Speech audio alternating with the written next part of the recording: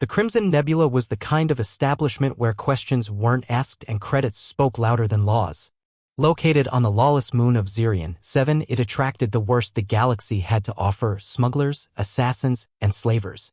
Behind the bar, Jack Morrison poured drinks with practiced ease. 5 years he'd been here, keeping his head down, serving whoever walked through the door. The regulars knew him as the quiet human who mixed a mean Andromedan sunrise and never caused trouble. Tonight, the bar was fuller than usual. A successful slaving run from what Jack overhead. The Krillian Syndicate had just returned from a raid on the outer colonies, their cargo holds full of merchandise. "Another round for my crew," bellowed Vextor, the Krillian slaver captain. His insectoid mandibles clicked with satisfaction as he threw credit chips on the bar. "We struck gold today. 30 units, prime condition." Jack's hand paused for just a moment as he reached for the bottle. 30 units? Human colony. Soft targets. Vextor's compound eyes glittered with amusement. They barely put up a fight, though the young ones squealed plenty when we separated them from their parents. The other slavers laughed, a harsh cacophony of alien sounds. Jack finished pouring, his movements deliberate and calm. "Which colony?" "What's it to you, bartender?" sneered Thok, Vextor's second-in-command. "Worried about your worthless species?" "Just curious." Jack wiped down the bar, his voice steady. "Professional interest. Some colonies make better targets than others. New Haven. Small agriculture settlement. Maybe 200 humans total." Vextor downed his drink in one gulp. "Now it's maybe half that." The glass in Jack's hand cracked.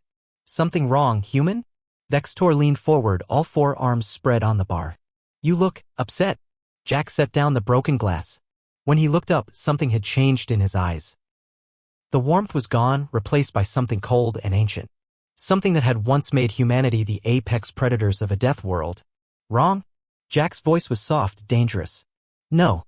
I just need to know one thing." He leaned forward, matching Vextor's posture. "Who took my kids?" The bar fell silent. Then Vextor laughed, his crew joining in. "Your kids? You're just a bartender. What are you going to do, mix us to death?" Jack smiled. It wasn't a pleasant expression. "Computer," he said clearly, end passive mode. "Authorization, Morrison Jack Omega 7. The lights flickered. Around Jack's neck, what everyone had assumed was a simple pendant began to glow. "Identity confirmed," the bar's AI announced. "Colonel Jack Morrison, Human Special Forces, retired. Reactivation approved. Arsenal unlocked." The bar itself began to transform. Hidden panels slid open. Weapons emerged from concealed compartments. The entire establishment had been a cover, a sleeping weapon waiting for activation. "Retired," Jack said, reaching under the bar and pulling out a plasma rifle that definitely hadn't been there seconds ago. "I was retired. Had a nice little farm on New Haven. 2 kids. Sarah, she's 8. Loves to paint. Marcus, he's 6. Wants to be a pilot." The slavers scrambled for their weapons, but Jack was already moving. "Not like a bartender. Like a force of nature. You know what we call it when someone takes a human's children?" Jack asked, his first shot vaporizing Thok's weapon along with his arm.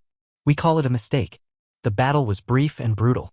Krillian slavers were feared throughout the galaxy for their strength and ruthlessness. But they'd never faced a human parent with nothing left to lose. When the smoke cleared, only Vextor remained, pinned to the wall by an energy blade through his thorax. "The location of your ship," Jack said calmly, reloading his weapon. "The access codes. Everything. You can't. The Syndicate will." "The Syndicate?" Jack laughed. A sound devoid of humor. "After tonight, there won't be a Syndicate. You took my kids. Now I'm going to take everything from you. Your ships, your bases, your entire operation. I'm going to burn it all down." He leaned closer. "And then I'm going to find every child you've ever taken, and I'm going to bring them home. You're just one human." Jack smiled again.